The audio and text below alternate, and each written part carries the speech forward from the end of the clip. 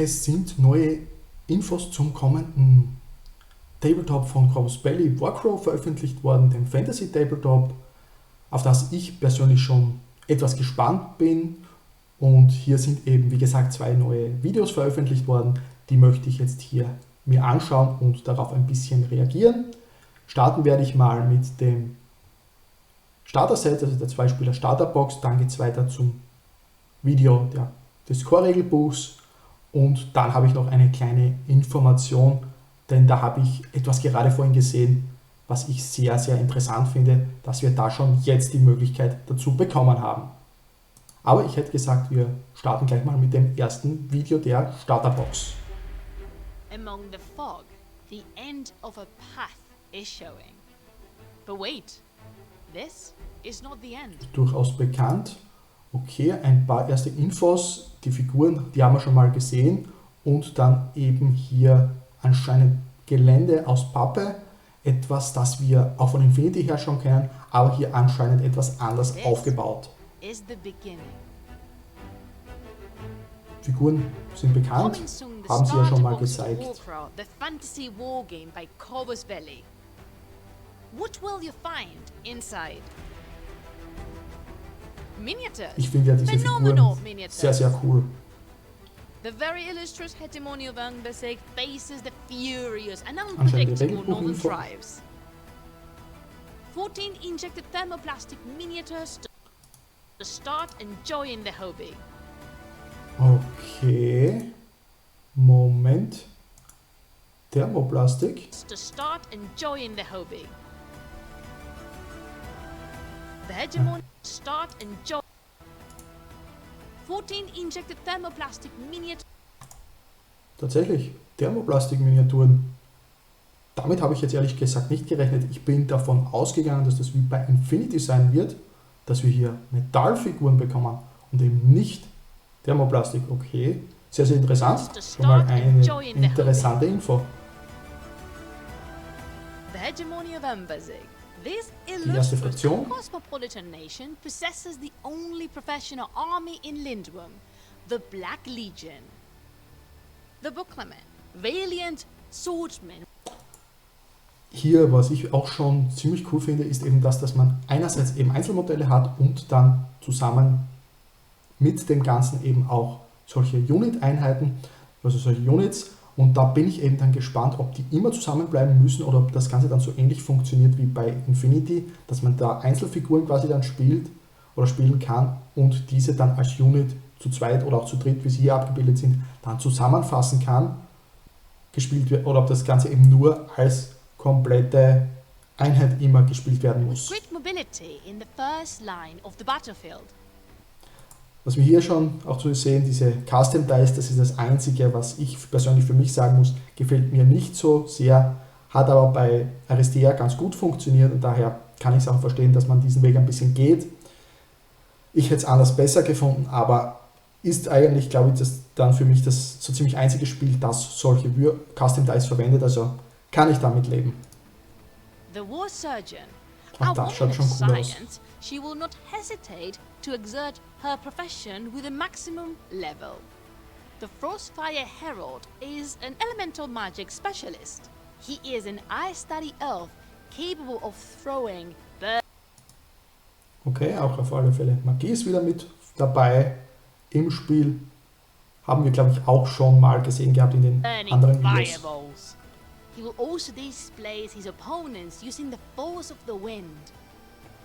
Drago the Anvil is a tough, implacable, and tremendously demanding tutor, a man of strict methods.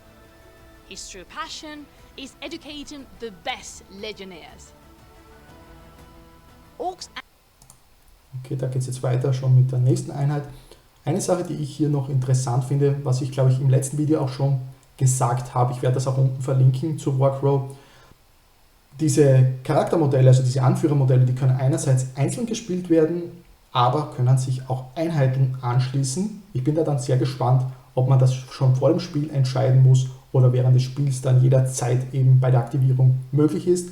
Auf alle Fälle, was wir schon wissen, es ändert sich dann das Profil des Charakters, je nachdem, ob er alleine eingesetzt wird oder eben als Teil einer Einheit. Funktioniert dann ein funktioniert er dann ein bisschen anders. A man of strict methods. His true passion and tribes descend from the boreal lands. Known by their force and brutality, Die Orks. they're willing to face anyone who dares oppose them. The Orc Hunters are warriors that came of age and won the Okay, right gleich to wield aufgebaut, a eine weapon. Unit dabei. Eager to show their value, they will fight fiercely to demonstrate they are worthy of the honor of the combat. The Wise Mane, an old commander of the Orc troops, he assumes the role of a counselor. He is very willing to take to the battlefield all the experience he accumulated over the years. The Evoker is a spiritual leader from the Orcs of the tribe of Alborg. She can summon sind the beide spirits Seiten of ziemlich the gleich earth to aufgebaut. assist her allies. Alborg is the Wrathmane, the leader of the Orcs. He is the bravest and the toughest. His authority is absolute and undeniable. Rumor has it, he is the most intelligent of the leaders of the tribes. Ups, wieder zu früh umgeschaltet. Hier die Figuren, also ich muss ja sagen, mir gefallen vor allem diese Orks extrem gut. Da bin ich schon sehr, sehr gespannt, was da auch in Zukunft dann noch bei dem Spiel auf uns zukommen wird. Sehr, sehr Winds from interessant. the north. The tribes and the hegemony will encounter each other in a tiny Okay, so ein area bisschen ein lost between wind. Nordic-Thema. Auch hier ein Überblick mal über das komplette Starter-Set. Da scheint so wahrscheinlich eine 2x2 Fußmatte zu sein, also ein Spielplan aus Papier wahrscheinlich, den wir hier bekommen, so wie bei auch Infinity das der Fall ist, mit Gelände, mit 2D-Gelände für Wälder und solche Dinge, Barrikaden, beziehungsweise eben auch den Teich oder See. Okay, da kann man dann was draufstellen, macht es interessanter wahrscheinlich, wenn man das dann wegnehmen kann, aber zumindest zum Anzeigen, wo sich zum Beispiel der Wald befindet, eine sehr gute Lösung. Ich finde sowas immer gut, ob das jetzt so ein 2D-Gelände aus Pappe ist oder aus zum Beispiel Neopren, ist da irrelevant, aber es ist einfach, oder auch vielleicht was selbstgebautes, aber ich finde es einfach immer schön, wenn man sieht, wo ein Geländesteil aufhört, wie zum Beispiel ein Wald, und wo er eben beginnt. Und man kann das Ganze ja dann wegbewegen, wenn die Einheiten oder sich Modelle reinbewegen, kann man dann Wälder einfach oder Bäume runterstellen. Finde ich eine sehr gute Lösung und schön, dass es hier dabei ist. Was mir auch schon beim letzten Video aufgefallen ist, beziehungsweise beim Spiel selbst, ist hier herunten dieser Kreis da, dieser Marker für die Initiative. Finde ich sehr interessant, weil man hier dann auch die Möglichkeit hat, durch verschiedene Initiativreihenfolgen bzw. Höhe der Initiative, dass dann zum Beispiel ein flinker Charakter 2-3 Mal aktivieren kann, in derselben Zeit, wo eben ein etwas langsamerer Charakter vielleicht nur einmal reagieren kann. Das könnte eine sehr interessante Dynamik ins Spiel Wind bringen. and snow, which the locals call the path of the spider. The Reconnaissance mission Vollfarbiges has taken the Regelbuch. hegemony Wird wahrscheinlich aber nur ein Booklet sein, so für die Einstiegsregeln schätze ich mal. to an abandoned farm. The wise man stops the hunters upon spotting the place. He raises his head, sniffs the air, and grunts. It smells like human iron. Warcraw Battle Box includes everything required to play. Movement templates, dice, tokens, and the miniatures profiles. Warcraw, the fantasy war game, is coming to your table this summer. From July 15 to August 4, you can pre-order your battle box, your first incursion in Warcraw. Okay, hier nochmal alles zusammen, außer die Figuren. Also grundsätzlich mal so aufgebaut, wie man es auch von Infinity her schon kennt. Man hat genügend Figuren für 2 Seiten, um hier mal den Einstieg zu finden. Rein von der Größe her gehe ich auch fast davon aus, dass man so ähnlich wie bei Infinity vielleicht dann Support-Packs hat und die liefern uns dann eigentlich schon alles für eine komplette Armee. Um mal einzusteigen, also 2 Spieler Starterbox hier kaufen, so ein Support-Pack pro Fraktion noch dazu und man ist schon fertig und ready to go. Wird passen von der anscheinenden Größe von einem 3x3, 2x2 Feld, was wir hier sehen, auf dem das Ganze gespielt wird. Wahrscheinlich wird das auch nur ein kleineres Feld sein für die Einführung ins Spiel und dann eben hier noch ein paar Figuren, sodass man auf vielleicht 10, 15 Figuren kommt, ähnlich wie eben bei Infinity. Finde ich schon mal sehr, sehr gut von der Umsetzung her und von dem ganzen Konzept, weil wenn es wirklich nur ein 2x2 Feld sein sollte, kann man es eben wirklich auch auf dem Küchentisch spielen. Hätte ich gleich gesagt, wir gehen aber gleich weiter, 1,5 Minuten und schauen uns das Regelbuch an. Greetings, travelers. Follow me through this journey upon the world of Warcrow, the new wargame by Corvus Belli. Many are the legends you will hear as you roam through Lindworm. The stories of an ancient civilization which has left its vestiges inscribed in stone and rock, water and wood. The myths surrounding the birth of different powers and cultures. All of this and even more is... Ui, das schaut nach einem ziemlich dicken Regelbuch aus. Also, erste Annahme, das wird so ähnlich sein, denke ich mal, wie bei Infinity. Wir werden hier ein dickes Regelbuch bekommen und dann dazu eben alles mit Regeln, mit Hintergrund, alles was da dazu kommt. Hätte ich vielleicht interessanter gefunden, wenn das Ganze ein zweiteiliges Thema wäre, also ein Fluffbuch und ein Regelbuch, die zusammenkommen. Aber schauen wir mal. This unique volume will not only allow you to delve into this new fantasy world and meet its nations, but also to learn everything there is to know about the wargame rules. The Warcrow book includes more than 350 pages of deep 350 Seiten plus. Okay, also definitiv Infinity. Ich bin da gespannt, wie die Regeln dann werden. Ob das dann mehr Fluff-Anteil ist oder dann doch sehr viel Regeln, die dann wieder so verschachteln sind wie bei Infinity. Würde ich persönlich dann für ein schnelles Spiel nicht so gut finden, aber bin ich schon sehr gespannt. Auf alle Fälle ist da dann auch verständlich, wieso das Spiel auf alle Fälle, zumindest das Regelbuch hier, so dick ist. Mit 53 Seiten ist schon eine ganze Menge. Und was ich noch sagen wollte, vollfarbig. Auch das schon bekannt von Infinity, auch hier wieder bei Warcrow vollfarbiges Regelbuch. Sehr gute Sache. Alongside the first battle box, the book will be available for pre-order from July 15. Okay, kommt zur selben Zeit raus mit der 2-Spieler Starterbox.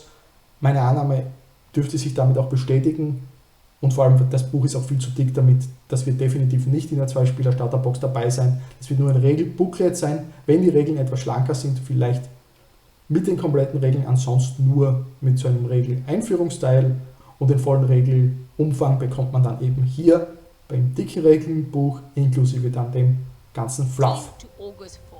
A comprehensive guide to playing this fantasy wargame. Assemble your armies and get ready for the battlefield.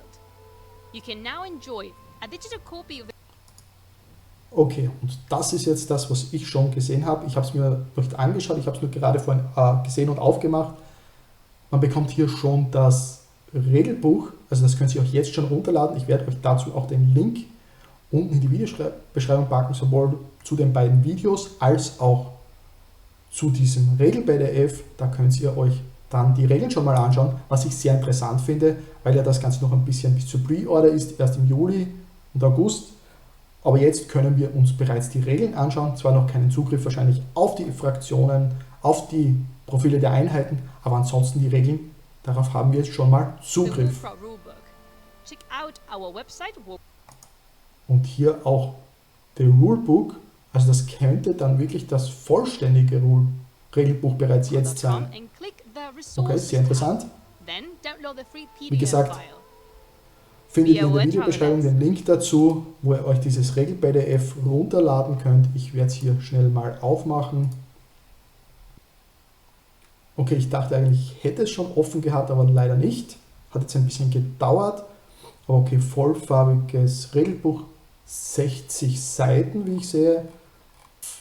Schauen wir mal, was haben wir hier. Table of Contents beginnt ab Seite 298, gehe ich mal davon aus, Inhalt vom vollen Regelbuch, das wir gerade hier im Video gesehen haben. Also es sind doch eigentlich die ersten 300 Seiten des Buchs, das man kaufen kann, dann nur Fluff, gehe ich mal jetzt mal da sehr stark davon aus. Dann ist das Ganze gar nicht mal so umfangreich, mit so etwas mehr als 360 Seiten, was Sie gesagt haben, haben wir dann doch hier Index 300 auf Seite 352, dann haben wir eigentlich 300 Seiten Fluff zum Spiel, zur Welt und danach am Ende des Regelbuchs ab Seite 298 bis dann 352 die vollständigen Regeln, die wir hier anscheinend tatsächlich schon bekommen als PDF.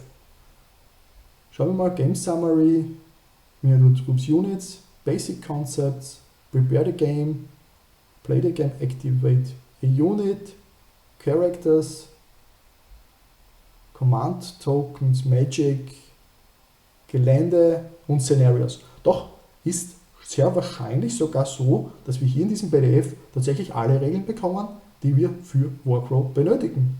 Das finde ich sehr gut, weil das geht dann auch in die Richtung, wie das Ganze bei Infinity ist. Also wir haben hier ein Regel-PDF, wo wir die kompletten vollständigen Regeln fürs Spiel bekommen, kostenlos. Das bedeutet auch, wenn man es ein bisschen weiterdenkt, könnten wir dann eine Army-Builder-App bekommen, wo wir unsere Armee zusammenstellen können, so wie das bei Infinity auch der Fall ist, wo man kostenlos einsteigen kann, komplett ins Spiel.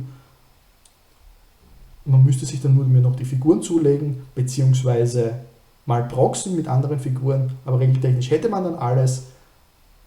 Und das dicke Regelbuch, also das wir hier jetzt im Video präsentiert bekommen haben, mit 350 Seiten gedruckt, braucht man eigentlich nicht, um zu spielen, sondern nur, wenn man sich für das Spiel interessiert, für den Hintergrund interessiert und einfach eben auch sagt, man möchte hier Corvus Belli vielleicht unterstützen und holt sich das Regelbuch. Also gleich aufgebaut wie Infinity anscheinend, finde ich sehr, sehr gut. Was denkt ihr dazu? Jetzt mal, ich werde es mir auf alle Fälle anschauen, bin auch gespannt, was ihr dazu sagt. Habt ihr Interesse an Warcraft? Werdet ihr euch das Ganze anschauen? Oder ist das doch eher nichts für euch? Auch wenn ihr von der Infinity-Richtung vielleicht kommt, sie sagt, okay, das ist Fantasy, interessiert mich gar nicht so sehr. Gerne in die Kommentare, lasst uns da ein bisschen kommentieren über dieses ganze Thema.